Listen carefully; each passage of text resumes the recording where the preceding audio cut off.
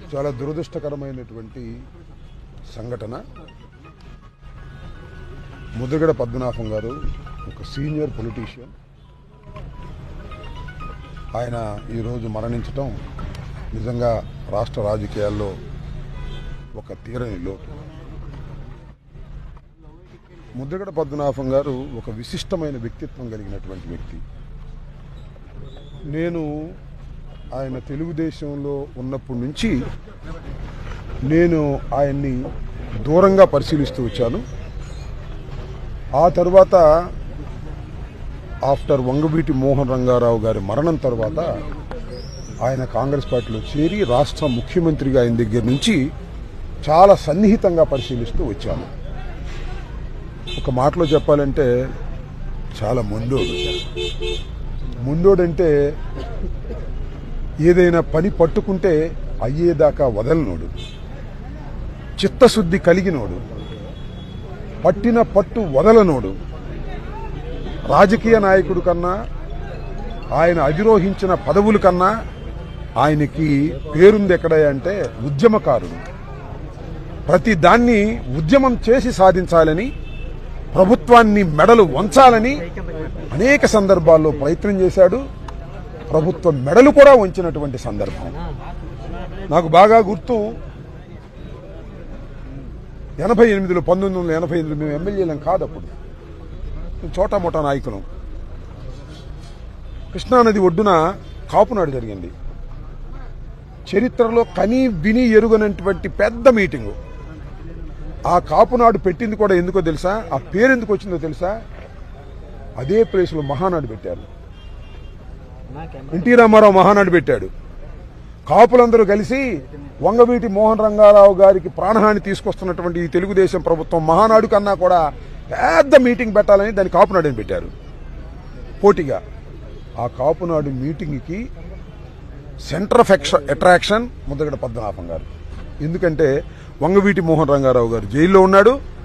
తెలుగుదేశంలో పదవుని ఎడంకాలతో తన్ని రాజీనామా చేసి ఎన్టీ రామారావు బతిలాడినా కూడా నేను ఈ పార్టీలో ఉండనని చెప్పి ఆ రోజున ఆ మీటింగ్కి వచ్చాడు. ఆ రోజు సెంటర్ ఆఫ్ అట్రాక్షన్. అప్పటి నుంచి ఆయన ఇప్పటి వరకు కూడా పదవులు ఎన్ని చేశాడో నాకు గుర్తులేదు, కానీ ఉద్యమాలు మాత్రం చేస్తూనే వచ్చాడు.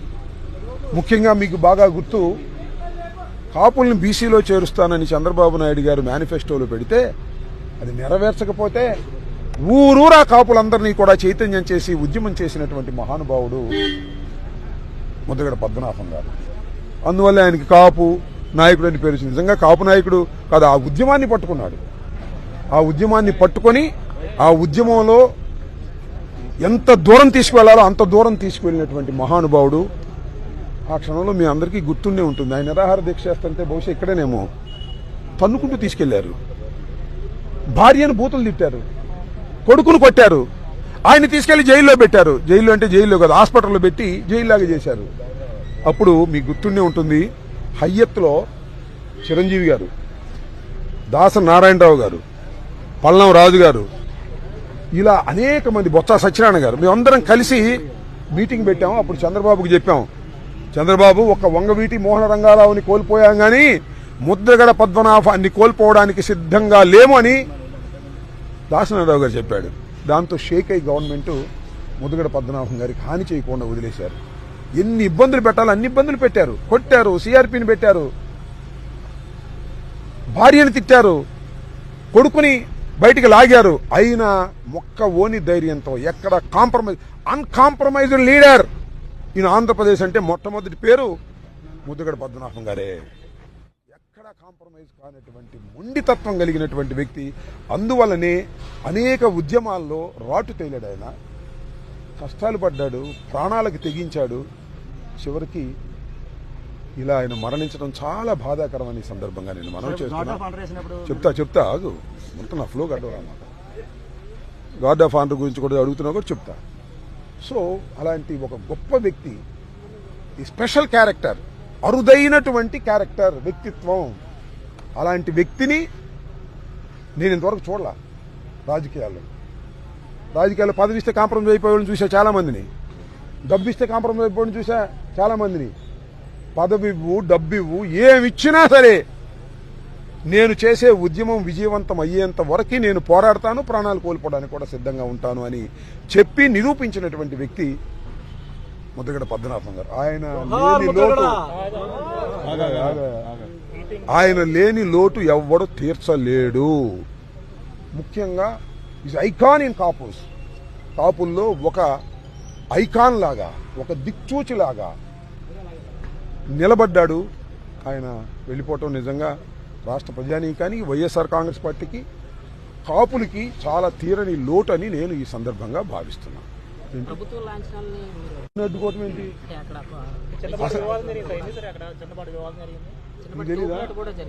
మీకు తెలీదా? మీకు తెలుసా? ప్రభుత్వ లాంఛనాలని వద్దని చెప్పారా చెప్పలేదా? చెప్పారా మీరు? చెప్పారా లేదా? మాకు ప్రభుత్వ లాంఛనాలు వద్దు వారి కుటుంబం చెప్పింది. దాన్ని జక్కంపూడి రాజే అనౌన్స్ చేశాడు. ఇప్పుడు అనౌన్స్ చేశాడు పొద్దున 12ంటికి. అయ్యా, ముద్రగడ పద్మనాభం గారి కోరిక ఏంటంటే చనిపోయి, ఇంకొక విషయం చెప్పనా, ఆయన చనిపోయి కూడా ఆయన ఏం చెప్తే అదే చేయించుకుంటున్నాడు. ఇవాళ చనిపోయి కూడా, ఆయన చనిపోయిన తర్వాత కూడా ఆయన ఏది డిక్టేట్ చేసి చెప్పాడో అదే జరుగుతుంది. ఇక్కడేగా దొడ్లో దానం చేస్తారు, కానీ నన్ను ఖననం చేయమన్నాడు. చివరి కొరకు తీర్చాలా వద్దా? ముద్రగడ పద్మనాభం గారి లాంటి నాయకుడి యొక్క కోరికని ఆయన ఫాలోయర్స్గా మేము తీర్చాలా వద్దా? కుటుంబం తీర్చాలా వద్దా? తీర్చాలి కదా. ఇక్కడే బాధ పెట్టారు. ఓకే సరే, ఇంకా కుటుంబ వ్యవహారం ఉండే, దాని జోలికి నేను పోదలుచుకోలేదు. నాకు ప్రభుత్వ లాంఛనాలు వద్దు ఈ ప్రభుత్వాన్ని చెప్పి చనిపోయాడు. అదే విషయాన్ని ప్రకటించాం. ఎందుకు మీరు తుపాకులు పిచ్చుకొస్తారు? వద్దని చెప్పాంగా. ఆ కుటుంబం వద్దంది కదా. ముద్రగడ పద్మనాభం గారి కోరిక అది కదా. నాకు ఈ ప్రభుత్వం, ఈ దుష్ట ప్రభుత్వపు యొక్క లాంఛనాలు నాకు అవసరం లేదు అని చెప్పి చచ్చిపోయాడే. ఆయనకి మీరు లాంఛనాలు చేస్తామంటే ఏంది మీ ఉద్దేశం? ఏంది మీ ఉద్దేశం? ప్రభుత్వం ఉద్దేశం ఏంటి? ఏం చంద్రబాబు నాయుడు గారు మీ ఉద్దేశం ఏంటి? వద్దు బాబు అంటే మీరు తుపాకులు పంపించి, కానిస్టేబుల్ పంపించి మేము ప్రభుత్వ లాంఛనాలు చేస్తున్నాం ముద్రగడ పద్మనాభం చెప్పడానిక? వద్దు మొర్రు అని కుటుంబం చెబుతుంది. మేము చెబుతున్నాం, కాపును పార్టీ వాళ్ళని చెబుతున్నాం. ఇంతమంది చెబుతున్నా కూడా నలుగురిని పంపించి మీరు తుపాకులు పైకి పెట్టారంటే మమ్మల్ని గేల్ చేయాలనేగా. చనిపోయిన తర్వాత కూడా కక్ష సాధిస్తావేంటయా చంద్రబాబు గారు? చనిపోయిన తర్వాత కక్ష సాధిస్తావేంటి? చనిపోయిన తర్వాత వైరుధ్యం వదిలేయి. వద్దన్న పని నువ్వు చేసే కార్యక్రమం చేస్తున్నావు. అక్కడ కూర్చుని ఇక్కడ ఎస్పీకి, డీజీపీకి ఫోన్ చేసి వెళ్ళండి అంటే ఏంటది? వాళ్ళు ఊరినే వచ్చారా? వాళ్ళు తుపాకులు తీసుకుని వాళ్ళు వాద్యాలు తీసుకుని ఊరినే వచ్చారా? నువ్వు చెబితేనే కదా వచ్చింది.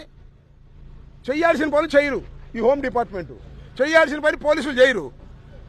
ఇలా తలగొరికి పెడుతుంటే వద్దు బాబు అంటే మేము వస్తాం అంటారు. ఏంది ఇది? నాకు అర్థం కాల. దుర్మార్గం అని చెప్తున్నా.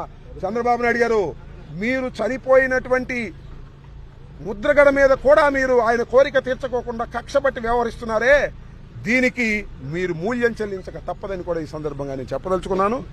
ముద్రగడ పద్మనాభం ప్రజల నుంచి దూరమైన, చనిపోయిన ప్రతి వాడి గుండెల్లో, పట్టుదల ఉన్నవాడి ప్రతి వాడి గుండెల్లో ఉంటాడు. పట్టుదలతో పనిచేసినటువంటి ఒక మహానుభావుడు, ఈజ్ ఎ స్పెషల్ క్యారెక్టర్, అరుదైన వ్యక్తి.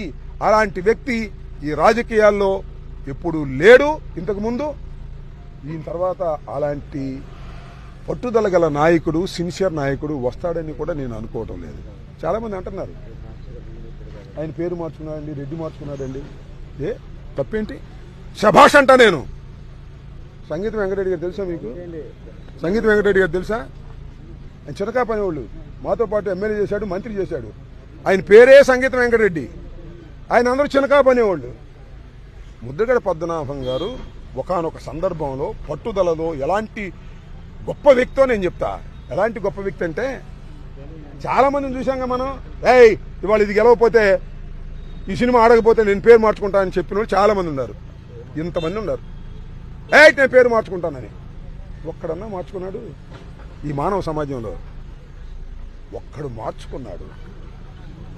అతనే ముద్రగడ పద్మనాభం. ఇచ్చిన మాట కోసం, పందెం కోసం మార్చుకుని జీవో చచ్చేంత వరకు నిద్రపోలా. దట్ ఈజ్ గొప్పతనం అని చెప్తున్నా. అది గొప్పతనం ముద్రగడ పద్మనాభం ఉంది. అదేమంటే రెడ్డిగా మార్చుకున్నాడు అంటే ఏంటి? నాకు అర్థం కాల. పంతం వచ్చింది, పంతం ప్రకారం వెళ్ళాడు, మాట మీద నిలబడ్డాడు, పేరు మార్చుకున్నాడు. అలా పట్టుదలగా మాట మీద నిలబడి పేరు మార్చుకున్న వ్యక్తి కాపు అవటం కాపు కులం మొత్తం గర్వించాలని కూడా ఈ సందర్భంగా నేను చెప్తాను. ఎవడు చేయలేని చేశాడు అతను. శభాష్. వ్యవహారాల గురించి నేను మాట్లాడదలుచుకోలేదు. సార్ మీరు అడ్డుకున్నారు మేమే కేసులు నమోదు చేస్తామని చెప్పి పోలీసు నిజమేనా సార్? ఏంటి మీరు ఇంత గార్డ్ ఆఫ్ ఆనర్ అడ్డుకున్నారు కదా, దానివల్ల పోలీసు కేసులు నమోదు చేస్తారని చెప్పి ఎవరన్నారు? చెప్తున్నారు, పోలీసులు చెప్తున్నారు. చెబుతున్నారు ఆయన చేసుకోమన్న కొత్త కేసులు. అసలు ఈ తెలుగుదేశం పార్టీ కూటమి పార్టీ వచ్చిన దగ్గర నుంచి రోజు అన్నం తింటలేదయా, కేసులే తింటున్నాం, కేసులే తింటున్నాం. పెట్టుకోమని ఏం చేస్తాం? అసలు నా మీదకి ఎందుకు వాళ్ళ మీద కేసు పెట్టాలి? ఆనర్ వద్దు అని కుటుంబ సభ్యులతో మాట్లాడి ప్రకటించాం కదా, ఎందుకు వచ్చారు మీరు? మీ మీద కేసు పెట్టాలి ముఖ్యంగా. మా మీద కేసు పెడతారు? పెట్టుకుంటే మాత్రం ఏమన్నా ఇదే దోపిడినా, దొంగతనమా, మర్డర్ చేశామా? అసలు ఎందుకు వచ్చారు మీరు అంటారా? పోలీసులు ఎందుకు వచ్చారు? తుపాకులు తీసుకుని తప్పు కదా, వద్దని చెప్తే కుటుంబం పెట్టుకోమన్నా తమ్ముడు పెట్టుకోమా.